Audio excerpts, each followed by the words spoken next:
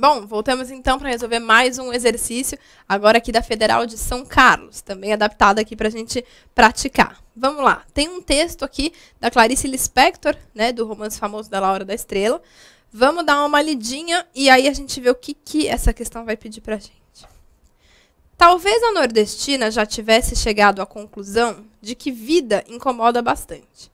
Alma que não cabe bem no corpo, mesmo alma rala como a sua.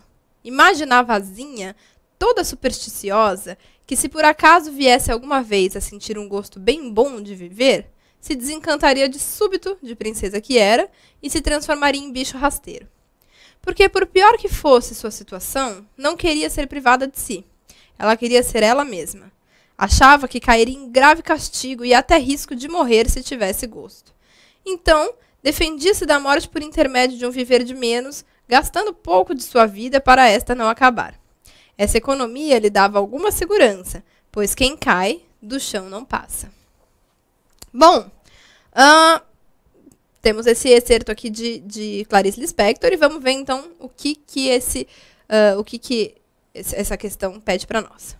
Então, falando em coisas insólitas, com relação ao estilo empregado por Clarice, que efeito consegue ela ao empregar a derivação insólita, ou seja, pouco comum, pouco usual, né?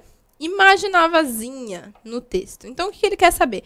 Qual é a pretensão da Clarice Lispector ao usar a palavra imaginavazinha? O que é imaginavazinha?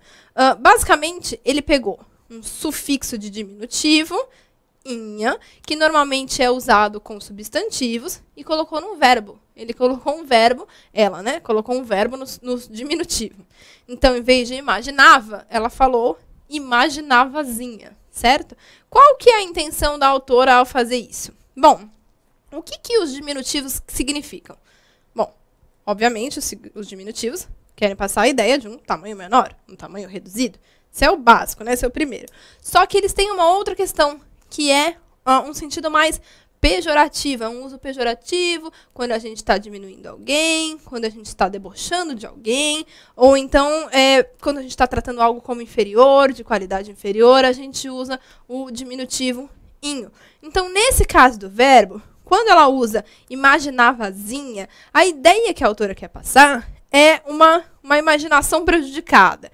Como aqui a gente está basicamente seguindo uma linha de discurso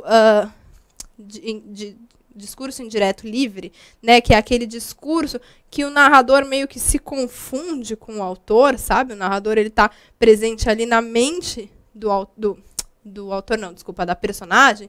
Então, nesse caso, personagem e narrador se confundem aqui. Então, é como se a própria personagem, quando fala imaginavazinha, ela tivesse se inferiorizando, assim, inferiorizando a sua capacidade de imaginar, estivesse reduzindo a sua imaginação. Então, imaginavazinha é aquela coisa de imaginava ali dentro das suas possibilidades de imaginação. Basicamente, o efeito é esse. Mas vamos lá para B. Se você aplicasse o mesmo recurso de derivação usado por ela aos verbos vencer e sorrir, em uma frase que tivesse como sujeito o termo os políticos, como ficariam as palavras derivadas? Bom, qual que é, então, o recurso de derivação usado pela autora? Como a gente viu, derivação sufixal. Ela pegou um verbo e fez uma derivação com um sufixo de diminutivo. Então, o que a gente tem que fazer é pegar esses verbos e acrescentar o mesmo sufixo de diminutivo, ok? Então, por exemplo, vencer, se a gente colocar no mesmo modo, no mesmo tempo que está imaginava, que é pretérito imperfeito, então a gente tem vencia, certo? Então, venciazinho. Mas, veja só, o sujeito está no plural. Os políticos.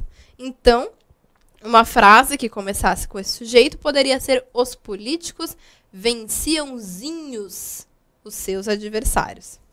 Certo? Venciãozinhos, porque está no plural, porque políticos está no plural. E a mesma coisa com sorrir. Então, sorrir, se a gente colocar no pretérito imperfeito, sorriam, a gente pode colocar os políticos sorriãozinhos para a população. Ok? Então, aí, no plural, porque o nosso sujeito está no plural também. E é assim que ficam as palavras. Fazer uma pausa e a gente já volta com o exercício de número 4.